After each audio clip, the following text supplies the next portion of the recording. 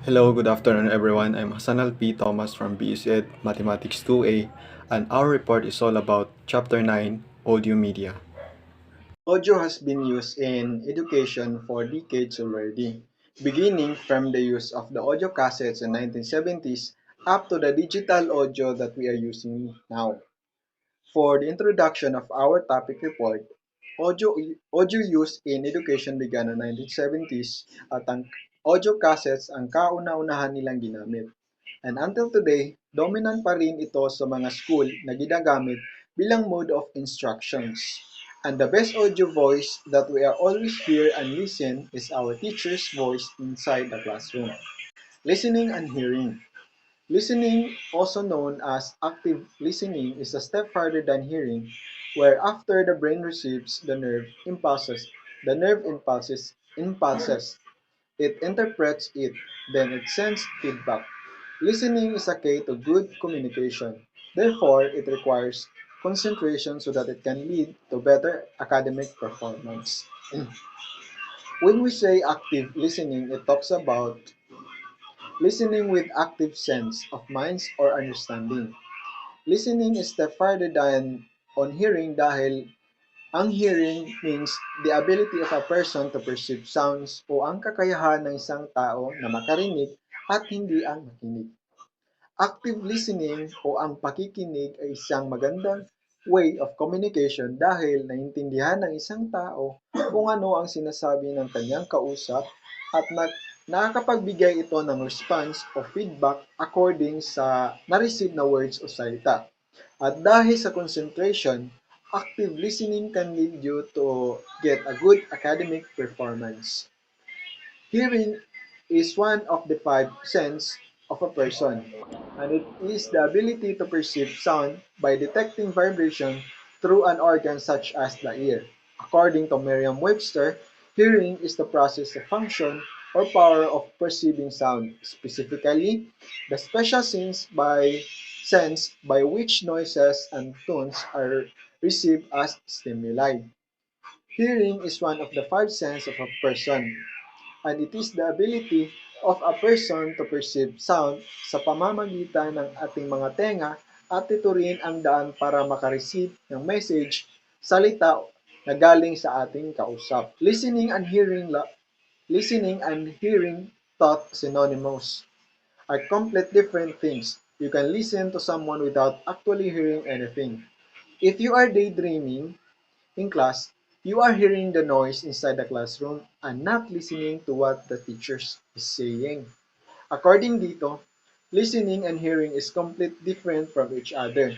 Dahil ang listening ay kinakailangan ng concentration at understanding sa mga words na nare-receive natin o naririnig. At sa hearing naman ay tumutukoy sa kakayahan ng tao na makarinig ng mga sounds and voice sa paligid.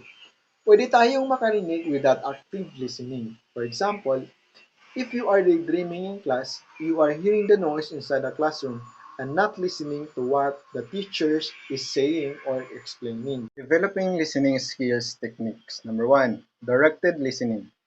Give the students some objectives or questions to guide their listening before presenting the audio materials to the class.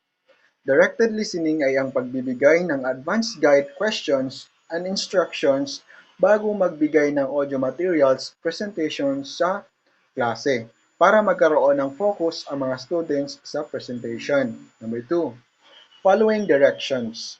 Give the students directions individually or as a group and ask them to follow the instructions. Ito ay tumutukoy sa pagbibigay ng dapat gawin ng bawat students na kanilang dapat sundin sa kanilang pakikinig. Number 3, listening for main ideas, details or inferences. Give students a guide on what to do, on what to listen to like the main ideas, details, or specific information. Listening for main idea ay ang pagbibigay ng guide sa mga students kung ano ang kanilang dapat pakinggan o dapat makuhang information sa audio presentation. Number 4, using context in listening. Let your students distinguish meaning in an auditory context by listening to sentences by sentences with words missing and then supplying the appropriate words. O ang pagbibigay, pagkakataon sa iyong mga students na kunin ang mga missing words sa audio presentation at ibigay ang missing words sa kanila after ng audio presentation. Number 5. Analyzing the structure of a presentation. After listening to a material, the students can be asked to outline what they have listened to. Ito ay ang pagkakaroon ng evaluation after audio presentation kung ano ang mga na-learn, kung ano ang mga na-learn nila based sa presentation. Number 6. Distinguishing between relevant and irrelevant information. After listening to the given audio material, the students can be asked to identify the main idea and other related ideas. Ito ay tumutukoy sa pagbibigay ng mga katanungan tungkol sa mga ideas and main idea mula sa audio presentation. Audio format. Audio format is a file format for storing sounds or music. It can either be analog or digital. Digital audio. Digital files are kept on a digital storage such as CD, computer, hard drive, a flash drive or digital recorder. Digital files are saved in MP3 or WAV format. Ang digital audio ay ang mga uri ng mga sounds na nako-convert into digital files at ito ay naka-stored sa mga digital storage like CD, computer, hard drive, flash drive, or a computer recorder at ito ay naka-MP3 or naka-WAV format. Audio file types. WAV. Standard audio file format used mainly in Windows PCs. WAV files are considered as a first-generation format because the digital copy of a file is uncompressed, which means that WAV files have not gone through any editing. Ang WAV ay isang standard audio file format na kadalasang ginagamit sa mga Windows PCs at ito ay kine-considered na first generation dahil ang file nito ay uncompressed, which means ang WAV files ay di pa dumaan sa anumang editing. MP3 MP3. The MPEG Layer 3 format is used for compressing audio file into a very small file that is used for digital storage and transmission. Ang MP3 or MPEG 3-layer format ay ginagamit para i-compress ang isang audio file para lumiit ang file nito. At pwede na ito i-stored sa mga digital storage and transmission. WMA. The Windows Media Audio is a Microsoft audio file format which is used also for compressing audio files. Ito ay isang Microsoft format na ginagamit din sa pag-compress ng mga files. Digital storage devices. Optical disc. The optical disc is a storage medium from which data is read and to which is written by lasers. Three types of optical disc. Type 1. Read-only memory, room disk. These are used for distribution of standard program and data files. The data in CD-ROM cannot be modified because it is permanent, but it can be read a number of times. Ang CD-ROM compact disc read-only memory ay isang adaptation ng CD na idinisenyo upang mag-imbak ng data ng computer sa anyo ng text at graphics. Pati na rin ang hi-fi stereo sounds. At ito ay hindi ma-modify dahil ito ay permanent at maaari itong mabasa ng ilang beses. Type 2. Write once read many. Worm disk. Many disks can be written to only once. The information stored in a disk cannot be changed or erased. The worm disk ay ang mga disk na maaring isulat sa isang beses lamang. Ang impormasyon na nakaimbak sa disk ay hindi maaring baguhin o burahin. Type 3. Rewritable Write Many Read Many WMRM disk. This disk allows information to be recorded and erased many times. The Rewritable Write Many Read Many WRM WMRM disk. Ang mga disk na ito ay nag-a-allow sa mga impormasyon na may record at mabura ng maraming beses. Analog audio. Ang analog audio is a presentation of a sound that is analogous to the air pressure waves of the sound. Analog device read the media such as tapes or records by scanning the physical data of the media.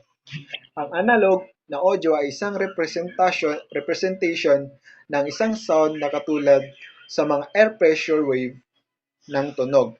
Binabasa ng analog device ang media gaya ng mga tape o record sa pamamagitan ng pag-scan sa isang physical data na mula sa isang media. Example, audio tape players, VCRs, and record players. Here's a guideline on how to use a microphone. Place the microphone on a floor or table stand away from the hard surfaces such as chalkboards, windows, or bare walls. If a stand is not available, place on a hand towel or other soft cloth.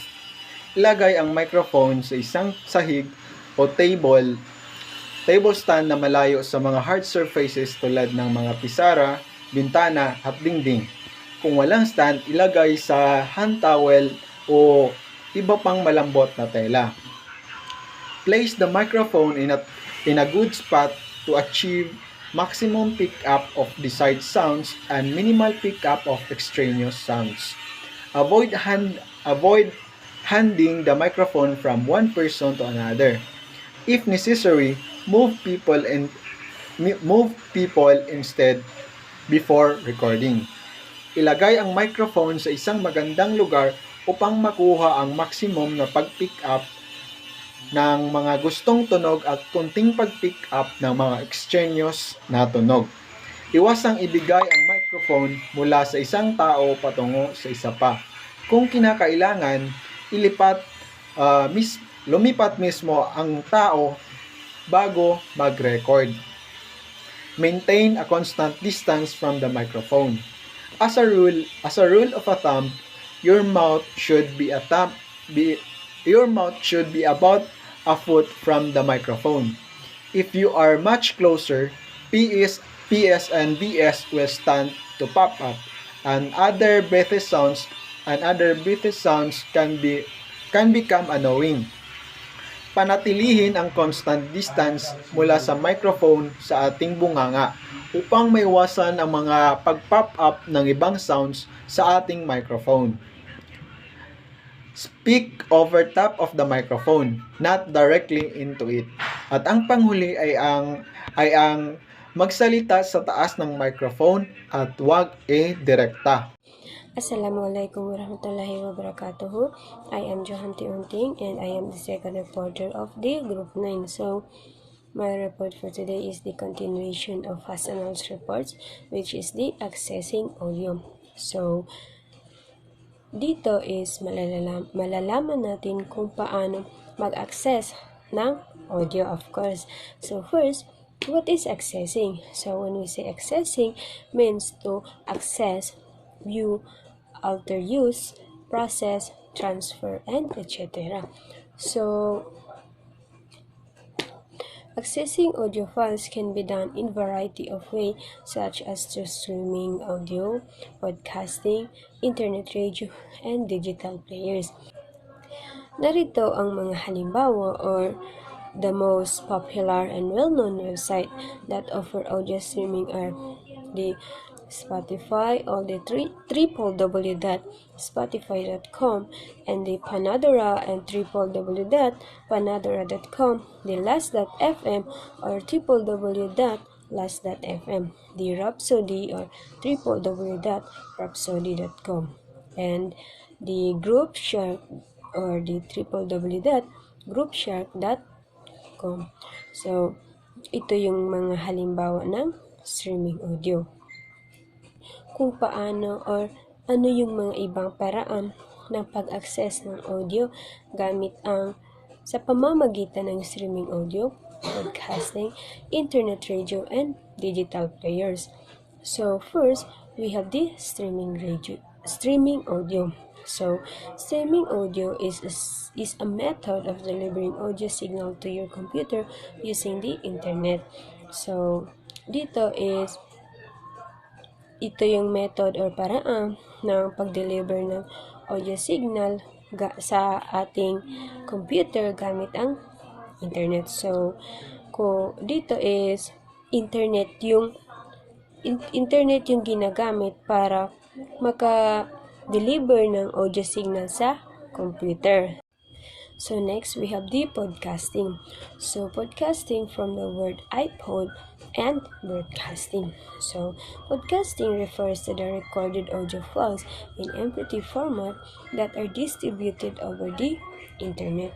So ito yung mga recorded audio files na naka-MP3. So diba sa mga phone natin or sa mga computer is merong mga audio na merong nakasulat din na MP3. So podcasts are useful things for learning. So, ang podcast is nagagamit din natin sa pamamagitan ng learning. So, the following website provide podcasts that are useful. So, ito yung mga nagagamit o nakakatulong sa ating sa podcast. So, the TED Talks, the Ultimate Podcast Collection, the Podcast.com, the LearnOutLoud.com, and the Week in Technology. Internet radio or internet and Wi-Fi can give you access to thousands of internet radio stations. All you need to do is to have internet access them. So radio station on the internet can offer variety of programs that includes local and international news, music, science, and sports. So, ang mga broadcasters is ginagamit ang internet and Wi-Fi to broadcast. So, with internet is nakakapagbalita sila through internet radio station. So, sa atin naman, para ma-access natin sila is we need to have an internet para ma-access sila. So, ang radio station is sa araw-araw nating naririnig, di ba? So, in everyday, sa araw-araw is naririnig natin sila in radio, of course. So, ang kanang binabalita is the local and the international news, music, about science, and sports. So, di ba maririnig natin ganito sa sports is kung sino yung halimbawa is about basketball and etc. So next, we have the digital players. So digital players or mobile digital media players are portable electronic gadget used to store and play digital media such as audio. Some commonly used digital media players are iPod Touch and MP3 players. Next, we have the creating audio.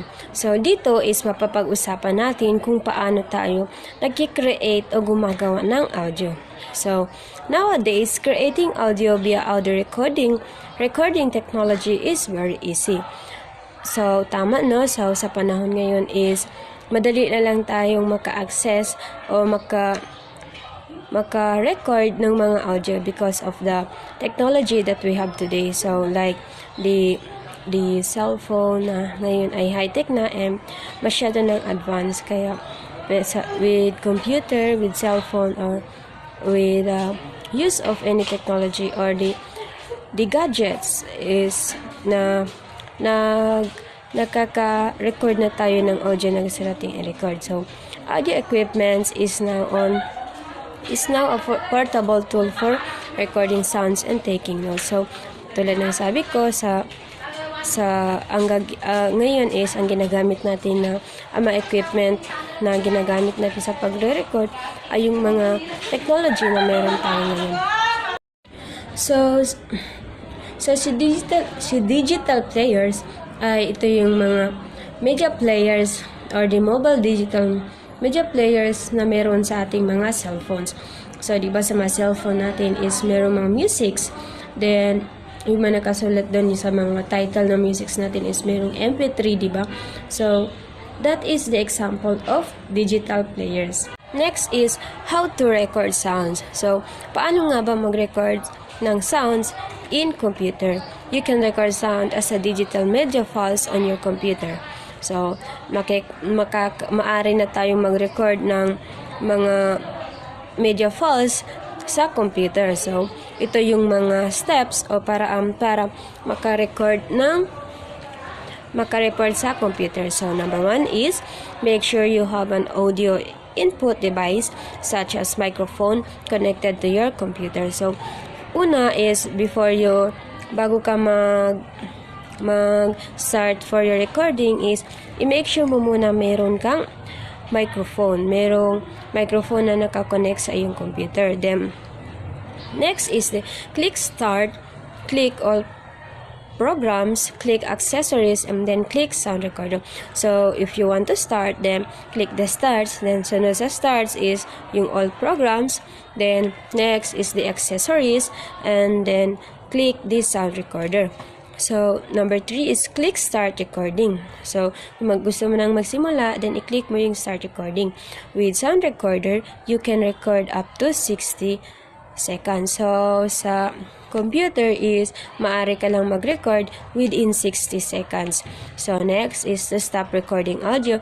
Click stop recording. So, if you want to stop your recording audio, then just click stop recording. Then, Number 5 is if you want to continue recording audio, click cancel. So, diba, sa number 4 is yung like kung gusto mong i-stop yung recording na ginagawa mo, then i-click mo yung stop. Pero if nagbago yung isip mo, okay, so gusto kong ituloy, like ganun. So, i-click mo yung cancel. Then, in the save as dialog box, click resume recording. Continue to record.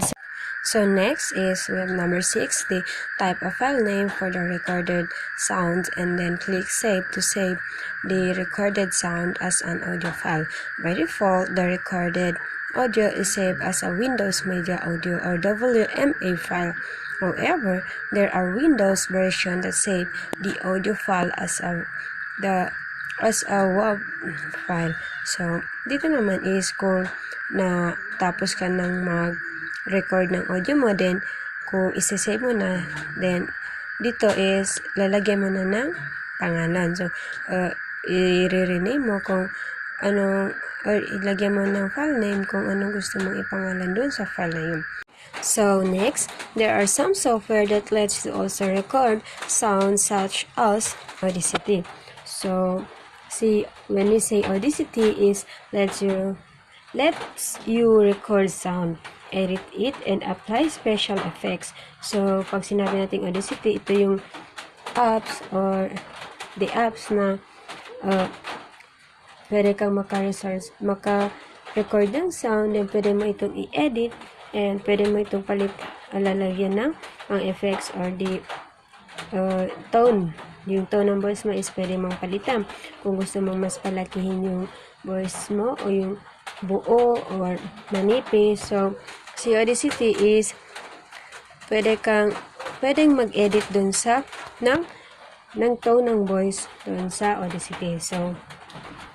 So here's how can record using Audacity. Number 1 is download the software Audacity. It is for free. So, kung gusto mong mag-record sounds gamit ang Audacity, ang una mong gawin is i-download mo ito at ito ay free lamang. So, next is we have the pictures of the example of Audacity. So, when you say Audacity is ito yung Audacity picture. So, Next is, if you need an MP3 audio file, you need to also install its plugin called Lame. So, kung gusto mo magkaroon ng MP3 audio file, so kailangan mo ring i-load ang tinatawag nating Lame. So, next is, once you have downloaded Audacity, open the Audacity program on your computer. So, kung na-download mo na yung Audacity, then i-open mo ito sa iyong computer. Then, next is, start the recording by clicking the record button. So next, we have the some application of audio in the classroom. So dito matatalakay natin kung ano ang pakinabang or ano ang gamit ng music sa loob ng classrooms. So number 1, we have the student can hear the voices of expert by listening to their ideas and opinions. So si students is nakakakuha ng idea or opinions habang nakikinig sa voices or sa music na kanyang pinapakikinggan. So, habang nakikinig sila ng music, then, ito ay nagbibigay sa kanya ng ideas and opinions. So, number 5 is, by using audio tape or audio recording, it can help the learner perform a task such as an experiment when written notes are not available. So, ito, kung wala kang notes or hindi ina-allow yung notes sa yung klase, then, pwede kang mag-audio recording or audio tape. So, next is the student can generate their own recording which can be part of their learning activity. So, sa student is na pwede siyang mag-record ng sarili halimbawa nito is tulad ng ginagawa ng music, pero ito is video recording, ito and not audio, pero kung ito ang halimbawa ng recording. So, tulad ng para lang makagawa record is, kailangan namin record to pass this record. So, next is, number 4, it can provide study after a lecture, then learn from public lectures, and number 6 is learn a new language. So, di ba pag nakikinig kayo ng music is, ang music is hindi lang naman isang lingwahe, di ba? So, mayroong, halimbawa sa Mora song is mayroong Mora song, then, nare-realize mo na this word is, ganito pala yung tunog, o ganito yung pananalita nila sa word na ito. So, the next is, can be used as motivation to start a class. So, example nito is singing a song or listening to a music. So, di ba sa atin is si Sir Joe is before tayo mag-exam is or during exam is may gina-play siya ng music to. Sabi niya nga to para mas gumana yung utak natin at makapag-isip ng maayos. So, that's all.